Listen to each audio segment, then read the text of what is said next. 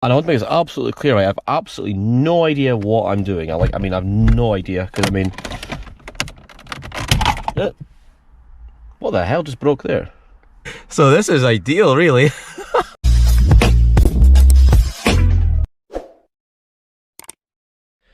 Right guys, welcome back to another video. Now, I know it's been a long time since I've been off YouTube and things like that, but as is the way of life, other things have taken over and I've just not had the chance or really had the kind of mindset to like film videos and things like that. But today, I've got something worth filming because we have a Tesla kind of head unit going to the Insignia. Now, it's obviously not from a Tesla, but that's just what is known as. Now, I thought this would be a good video because I've not seen much videos like kind of going about how to install these onto Insignias, and it's quite a requested video, so that's why we're going to do it today. So anyway, let me show you what it is and how we're going to install it. Right, so obviously here is the head unit. Now, I bought this actually second hand, and I got it for a good price because these things brand new are quite expensive, but it is a really nice and cool bit of kit, quite up to date as well, quite modern. Obviously it's a full touchscreen. I'm not sure if you need to swap over your existing heater controls or not. I'm not too sure, you might need to. As I said, I bought this as it was, so yeah, I've not need to do any of this kind of swapping over stuff. But yeah, I don't know the spec on it either, but I mean, once it's actually installed and like up and running, we'll delve into the like setting it up and how to work it and all that kind of stuff. But I'm pretty sure, right, that this thing's got the, I was told that this little box here allows it to work with the steering wheel control, so hopefully that's the case because that'd be amazing, I'm not even gonna lie. Anyway, let's go and get this installed. Now, obviously, if you did find this video helpful and you enjoyed it and things like that, then please subscribe because I might have future content on the Insignia coming. Like, I mean, we've got like a brand new set of coils gone as well, which I might do a video on that. So yeah, there's quite a lot coming, so obviously like this video as well, that would help it get recognised and more views elsewhere. But that being said, let's crack on. Right, so this is the interior of my Insignia. Now, there's not much going on in here, to be honest. I mean, it's obviously mostly standard, apart from, I think this is a VX line steering wheel or a VXR one, I'm not too sure which one. And also got like a boost gauge up here, which I should have done an install video on, but I didn't, but it is what it is. Yeah, again, it's not very difficult to install a boost gauge, it's just a matter of like running the wires to like your switch there, and then run the vacuum line kind of like through the bulkhead, like via the like a rubber grommet that goes like where the steering column goes through the bulkhead. You run it through there and then out to your inlet, all that kind of stuff. But anyway, so we need to remove this first, obviously. It's like in two parts, so you need to remove this top half and this bit. Now, I think the process is we need to remove this trim, and all this trim here. So I've got like these bits of trim removal tools here, so I'll set up the camera and we'll get to removing all this.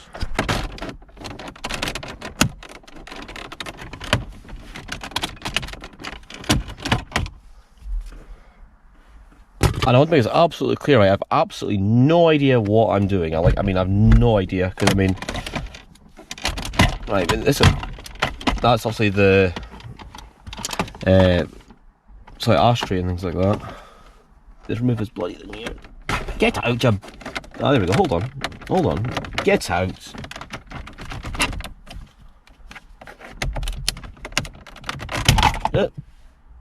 What the hell just broke there? Oh, the knob came flying off. Oh, fuck me sideways.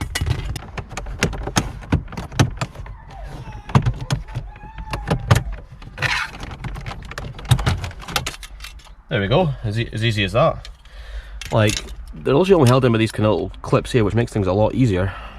Right, now the next thing is, we've got, I think it's four, I think like 8mm, like little bolts, one there, and then two at the same side. So let's get them removed.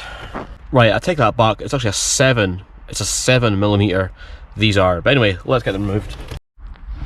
Right, I know it did say I was going to remove the battery, but I mean, we'll just fucking send it.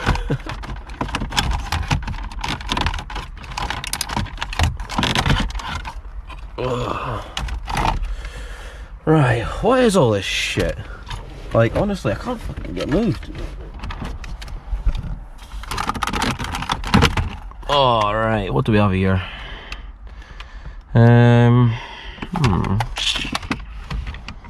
Yeah, so obviously you got various plugs in there, which I have absolutely no idea what any of this does, to be fair.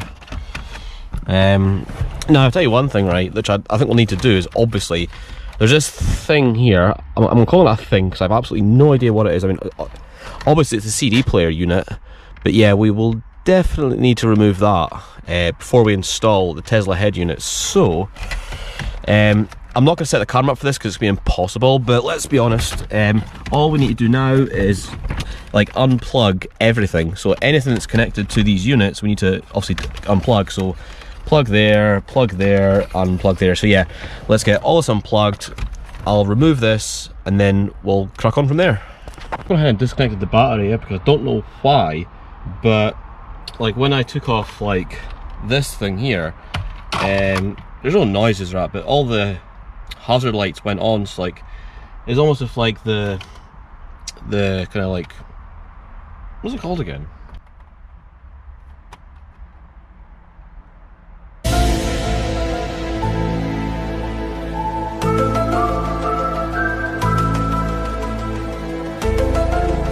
But yeah, basically all the indicators were on and all that, but I think that's because like I must have pressed that button, you know, in the middle. God knows, but hopefully there's no like immobilizer issues, because I mean, yeah, but anyway, we'll soon find out. Anyway, that's all this bit's here unplugged. Just need to kind of like remove this thing here, held in by two 7mm bolts again. So I'll remove that. I'll bring up a camera in a minute. Right, so that's pretty much everything I removed. Well, everything I think. What the hell's that? What does that do? Why is that broken? What is that? Anyone in the comment section, can you please tell me what the hell that is? Because it looks really important and all that, and I don't know what it does. Yeah, but another thing that's quite concerning, this is broken. Like, I'm not even joking, I don't know what the hell happened there, but I mean, what the hell? So, like, obviously someone has definitely been here before, I'm not even joking. But yeah, anyway, so I'm pretty sure that's everything we need to remove. So I think what I'm going to do next is we'll go to the Tesla head unit, we'll try and match everything up and then see how we go on.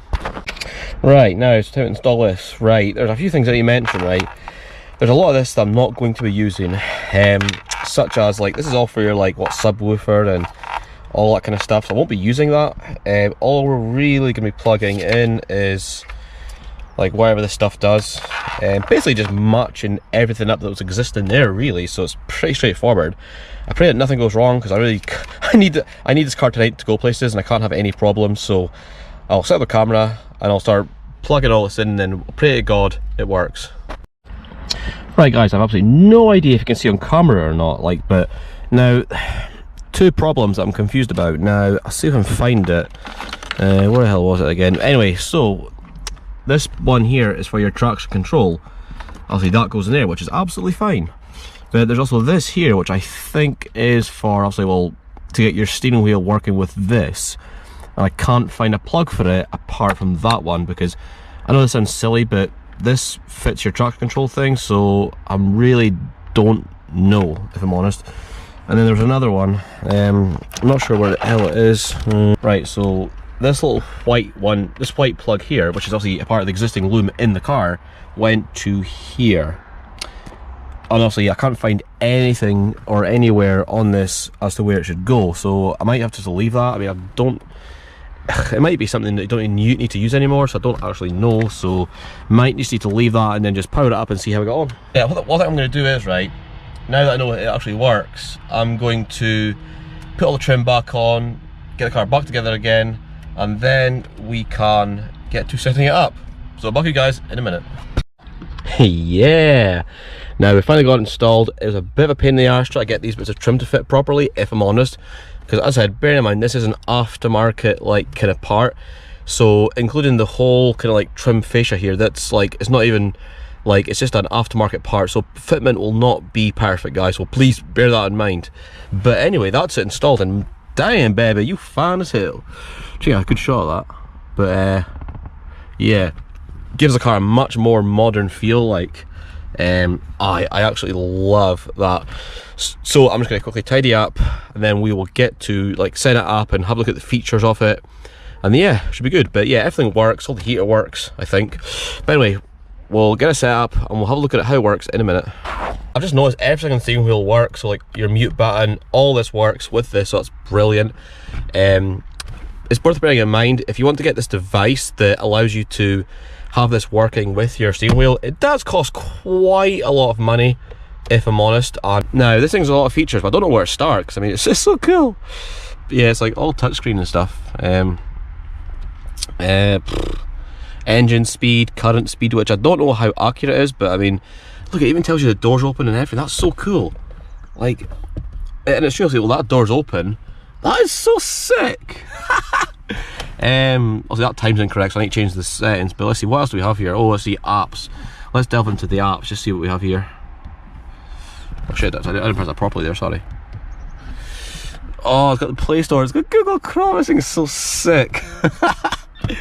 I mean, it's just so cool if it's so bang up and actually up to date. I mean, I know it's a 2009 car, but it's like bang up to date and all that. It's like YouTube and all. I mean, I don't know if it'll work, but one thing that's worth mentioning, this car does have sat-nav, and it's got like, I'm pretty sure you can also get like 3G on this, and like, you know, internet signal on this. System information. Right, so guys, I don't know if this is actually useful to you guys or not, but like, that's all the spec. That is the spec on this unit. So I'm just holding this here just so you can see it, so I'm not sure if it's relevant or not. Ah, here we go. Right, what do we have here? Network and Wi-Fi. Oh, this is so sick. So this is interesting. So you connect it to Wi-Fi, mobile network, hotspot. Now I think that's what I want to do. I mean, I'm not going to do it right now, but I think that's what, if you want to get like constant internet signal on this, the best thing to do is to probably connect it to your mobile phone, rather via hotspot, which is obviously right there, which is fantastic. Just think of the porn you can watch in this. I've just had a thought. Yeah, boy.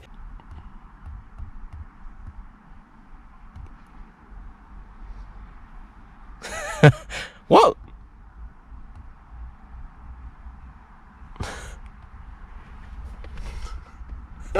Obviously I can't, but that's brilliant.